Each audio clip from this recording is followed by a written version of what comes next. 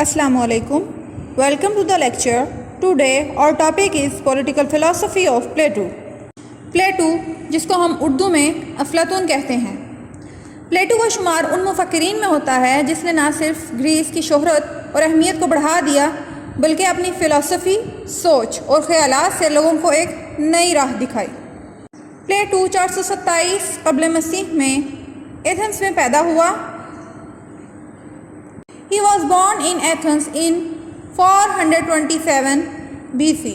He belonged to a noble family and was a handsome person.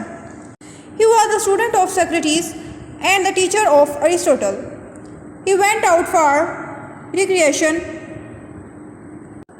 after Socrates was executed. For about 12 years, he remained in different countries like Iran, Sicily, Italy and African countries. Coming back in 387 BC to Athens, he started his well-known academy. Soon, the academy gained popularity and the young people got knowledge from the academy. प्लेटो ने जो lecture इस academy में deliver किए और जो मौज़ूआत और problems को वो ज़ेर बहस लेकर आया वो रिटन फॉर्म में मौजूद नहीं हैं। उसके ये लेक्चर सिर्फ आउटलाइंस की सूरत में ही मौजूद हैं। Now we move forward to the next slide, Plato's political thoughts.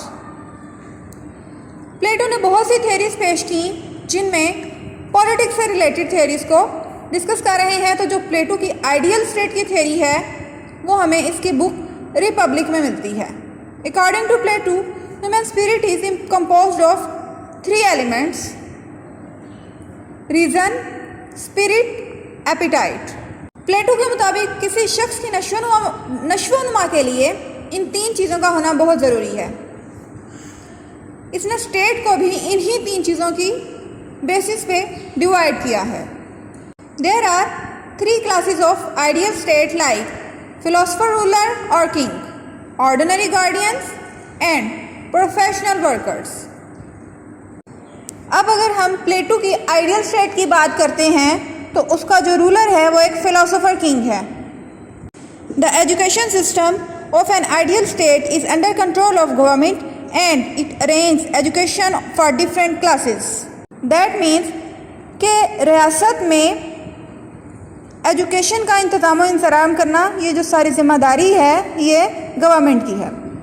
In an ideal state property and women are considered common ownership. He believes in the communism of family and wealth. In an ideal state, there is a system of division of professions. According to the state, there are 3 classes: rulers, guardians, and professional workers. Every class does its own work. Men and women have equal rights in an ideal state. अभी प्लेटो को ये एक बहुत plus point था कि उसने मर्दों और औरतों को बराबर के हकूक़ दिए थे। इस वजह से इसको फेमिनिज्म का पहला अलंबरदार भी कहा जाता है। In the Plato's ideal state there is no place for art and literature and it has been discouraged. Dictatorship had been negated in an ideal state. Justice is very important element in an ideal state. तो ये तो था प्लेटो की ideal states की characteristics. बात करते हैं division of labour की। In the ideal state of Plato, the wise have been given a place of dignity and other labourers have been given a very low place. Their job was to provide necessities of life to other classes of the state. That means कि इसने जो मज़दूर तबका है उसको बिल्कुल भी अहमियत नहीं दी। उसने उसको यही काम दिया है या ये समझे कि उसने उसे सिर्फ यही इसी काम के लिए रखा हुआ है कि इसका जो काम है दूसरे लोगों को या जो पढ़े लिखे अफराद हैं उनको हेल्प आउट करना है और उनकी मदद करना है, उनके साथ उनकी सारी जो नेसेसिटीज़ हैं उनको पूरा करना है। Justice in state. According to Plato, justice is a passion that exists in the heart of every citizen and with the help of which he concentrates his attention on his duty and does not interfere with the matters of other people.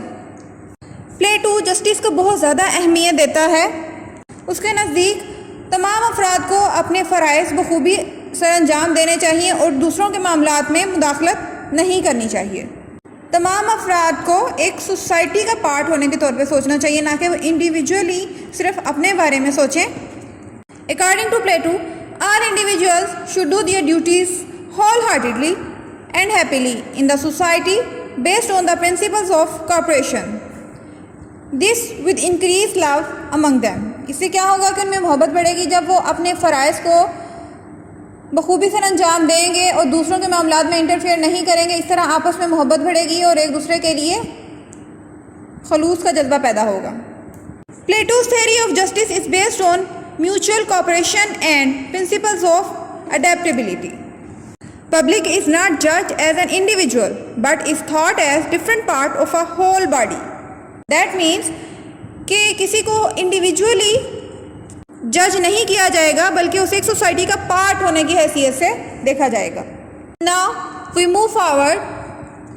It is a famous quote of Plato, "If a man neglects education, he walks lame to the end of his life." In the philosophies of Plato, we have find that he has great importance to the education. उसने education को बहुत ज़्यादा अहमियत दी है। इस बात का अंदाज़ा हम इससे लगा सकते हैं कि उसने डिफरेंट ग्रेड्स में एजुकेशन को डिवाइड किया है, जिसमें एलिमेंट्री एजुकेशन है और हायर एजुकेशन है। अब एलिमेंट्री एजुकेशन को उसने आगे 3 पार्ट्स में डिवाइड किया है। जैसे 6 ईयर्स की एजुकेशन हो गई, उसमें आ गया मॉरल एंड एथिकल एजुकेशन। जब 6 to 8 ईयर्स की एजुकेशन है, म्यूज़िक एंड जिम्नास्टिक है। और फिर जब 8 to 20 ईयर्स की है वो है मिलिट्री ट्रेनिंग। ये इसकी एलिमेंट्री एजुकेशन थी। हायर एजुकेशन की बात करते हैं तो after elementary education there is a stage of higher education that is from 20 to 35 years of age. It comprises of 2 stages. इसमें भी आगे 2 स्टेजेस हैं। फर्स्ट स्टेज में है 20 to 30 ईयर्स है, जिसमें प्रोफेशन की सिलेक्शन हो जाती है और फिर प्रोफेशनल ट्रेनिंग दी जाती है। तो फिर जो सेकंड स्टेज है वो 30 to 35 ईयर्स है और इस एज में साइंस, मैथमेटिक्स, लॉजिक और एस्ट्रोनॉमी वगैरह की एजुकेशन दी जाती है। प्लेटो ने एजुकेशन को ना सिर्फ मैन के लिए बल्कि वीमेन के लिए भी बहुत अहम और ज़रूरी करार दिया। Now we move forward to the next slide. Plato was in favour of communism. According to him, communism is a way of life which rejects private ownership and supports common ownership. Communism में क्या होता है कि इंसान जो है वो private ownership का हकदार नहीं होता, बल्कि जो तमाम वेल्थ है वो सारी स्टेट के अंदर होती है। अब प्लेटो ने कम्युनिज्म की 2 टाइप्स बताई हैं। इसमें एक तो है communism of property and second one is communism of family. According to Plato, the 2 upper classes cannot have property, and this applies to both philosophers, rulers, and guardian classes. Whereas the third class of workers is not affected by this.